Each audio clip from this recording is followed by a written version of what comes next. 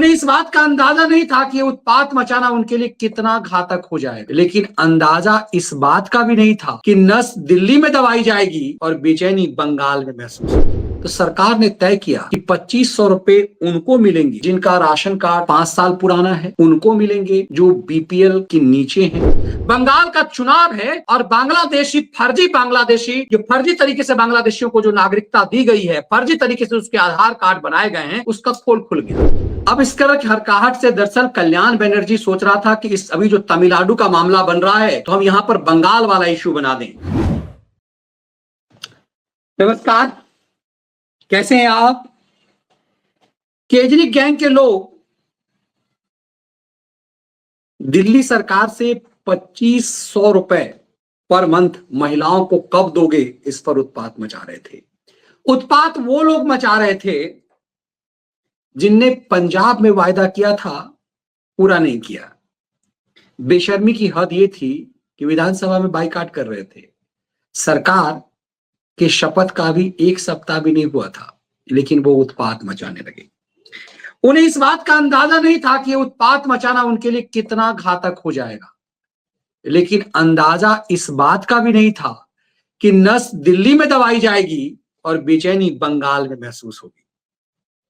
2025 में दिल्ली विधानसभा कांडी केजरी गैंग लगातार 3 बार से जीत रहा था और ऐसी हार हुई कि केजरीवाल खुद अपना विधानसभा चुनाव हार गया। अब केजरीवाल विपस्याना के नाम पर कहां छुपा हुआ है, ये कुछ भी नहीं पता। कहा जा रहा है पंजाब में करता खेल उसका खेल हो गया है। लेकिन सोचिए कि क्यों मैं कह रहा हूं कि दिल्ली में अमित शाह ने ऐसा नस दबाया कि केजरीवाल का तो कांड हो ही गया, बंगाल में इसका असर हुआ। आपको याद होगा कि ये उत्पात मचा रहे थे कि 2500 रुपए कब दोगे। 2500 रुपए देने की घोषणा सरकार ने कर दी, लेकिन शर्त ऐसी रखी कि बेचैन हो गया केजरी गैंग कि चोरी पकड़ी जाएगी। दरअसल सरकार ने दिल्ली में अवैध बांग्लादेशी और अवैध रोहिंग्याओं के लिए ड्राइव चलाना शुरू किया। इसके लिए इस ड्राइव में जब पता चला कि बड़ी संख्या में अवैध बांग्लादेशी रह रहे हैं, रोहिंग्या रह रहे हैं, तो पता चला कि केजरी गैंग ने दरअसल मुस्लिम तुष्टीकरण के लिए, मुस्लिम वोट बैंक बनाने के लिए बड़े पैमाने पर बांग्लादेशी और रोहिंग्याओं को दिल्ली में राशन कार्ड उपलब्ध करा दिए, आधार कार्ड उपलब्ध हो गए। अब जब महिलाओं के लिए 2500 की बात की सुविधा आई, तो केजरी सोचा कि इतनी बड़ी संख्या में हमने मुसलमानों को, बांग्लादेशी रोहिंग्याओं को बढ़ा दिया है, तो सरकार तो दे नहीं पाएगी। अब लाखों लाख जो बांग्लादेशी दिल्ली में बसा दिए गए हैं, शाहीन बाग इलाके, ओखला, जामिया नगर, इन सब इलाकों से लेकर जाफराबाद, मुजफ्फराबाद, इन सब इलाकों में अब इतनी बड़ी संख्या में 2500 रुपए सरकार तो दे नहीं पाएगी। तो सरकार को जब ये संदेह हुआ कि इतनी बड़ी संख्या में राशन कार्ड इन सबका बना हुआ है, तो सरकार ने तय किया कि 2500 रुपए उनको मिलेंगे जिनका राशन कार्ड 5 साल पुराना है, उनको मिलेंगे जो बीपीएल के नीचे हैं, के दायरे में आते हैं, उनको मिलेंगे जिनके पास आधार और बैंक अकाउंट लिंक जुड़ा हुआ है। ये सब खुलते ही अवैध बांग्लादेशी और अवैध रोहिंग्या की पहचान हो जाएगी। इससे केजरी गैंग पूरा बौखला गया कि अब नए सिरे से इसमें एफआईआर हो सकती है और इसमें देशद्रोह का गंभीर मुकदमा हो सकता है। ये पूरा मुद्दा ही ना सिर्फ बीजेपी ने छीन लिया, 2500 रुपए मिलेंगे, उसके लिए दायरा ये बना दिया गया कि जो इनकम टैक्स देने वाले जो परिवार हैं उनकी महिलाओं को नहीं मिलेगा, सरकारी नौकरी करने वालों को नहीं मिलेगा। इतने दायरे बना गए कि सरकार अपना एजेंडा तो लागू कर लेगी, लेकिन यह पहचान भी कर पाएगी कि कितनी बड़ी संख्या में बांग्लादेशी और रोहिंग्याओं को अवैध तरीके से बसाया गया, राशन कार्ड बना करके सरकारी धन उस पर लुटाया गया उन्हें वोट बैंक बनाने के लिए, और इन फ्यूचर में कितने खतरनाक होंगे। इसका इंपैक्ट बंगाल तक हुआ और 2026 में बंगाल चुनाव से पहले सरकार ने यह जानने की कोशिश की, सरकार होती है, कि आखिर कितने बड़े पैमाने पर बंगाल में बांग्लादेशियों को बसाया गया। तो पाया गया कि फर्स्ट ड्राइव में कि 30 लाख से ज्यादा बांग्लादेशियों को बंगाल में अवैध तरीके से आधार कार्ड, राशन कार्ड दे दिया गया है। तो मनरेगा वहां पर स्टॉप कर दिया गया। जब इस बौखलाहट को सदन के अंदर कल्याण बनर्जी जैसा बदमिजाज व्यक्ति, जिसको कई बार उत्पात मचाने के मामले में सदन से बाहर फिकवाया गया है, आपको याद होगा ये मजाक उड़ा रहा था जगदीप धनखड़ जी का, आज ये उतावला हुआ, इसने दरअसल ममता बनर्जी के कपड़े उतार दिए। और ये साफ हो गया कि अगला निशाना बंगाल कैसे है।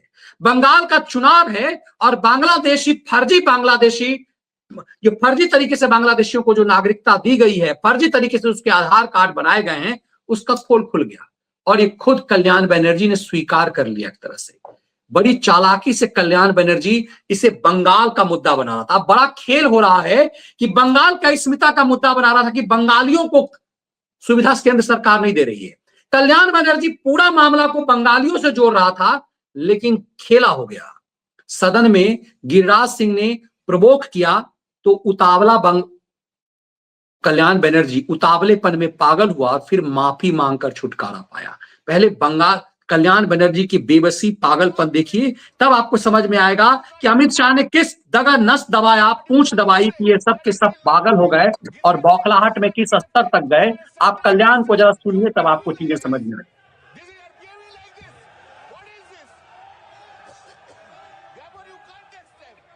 आवाज थोड़ा कम है।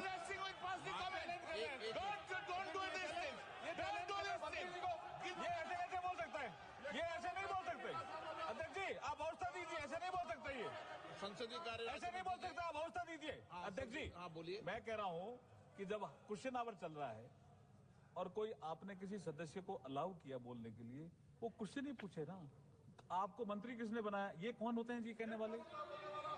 और एक मिनट मैं व्यस्त हूं। माननीय सदस्य, मैं पुनः आपसे आग्रह करता हूं, हमें ये प्रयास करना चाहिए कि प्रश्नकाल के अंदर कभी भी कोई विषय हो तो आपस में टिप्पणी करना बंद कर दें, व्यक्तिगत। नो प्लीज, आप ऑन रिकॉर्ड आप बोल रहे थे। एक मिनट मंत्री जी, एक मिनट प्लीज। मान्य सर प्लीज, प्लीज मान्य, प्लीज प्लीज प्लीज।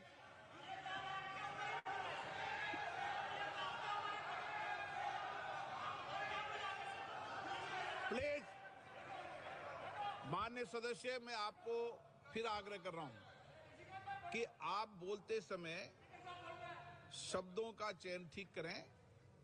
आप ऑफिशियली बोल रहे हैं, नॉन ऑफिशियली कोई भी बोले, इधर से बोले उधर से बोले, उसकी टिप्पणी का कोई जवाब नहीं देना चाहिए।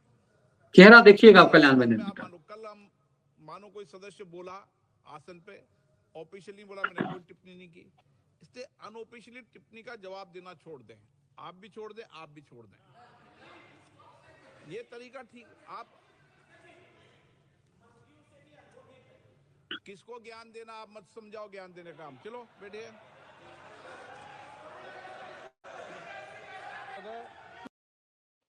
अब इस तरह की हरकाहट से दरअसल कल्याण बनर्जी सोच रहा था कि इस अभी जो तमिलनाडु का मामला बन रहा है, तो हम यहां पर बंगाल वाला इश्यू बना दें और पूरे देश में इसे एक जातीय उन्माद, एक नया नशा जो फैल गया कि चूंकि दलित एजेंडा फेल हो गया, आदिवासी एजेंडा फेल हो गया, तुष्टीकरण का एजेंडा फेल हो गया, तब भारत को प्रांत के आधार पर बांटने का षड्यंत्र हो रहा है।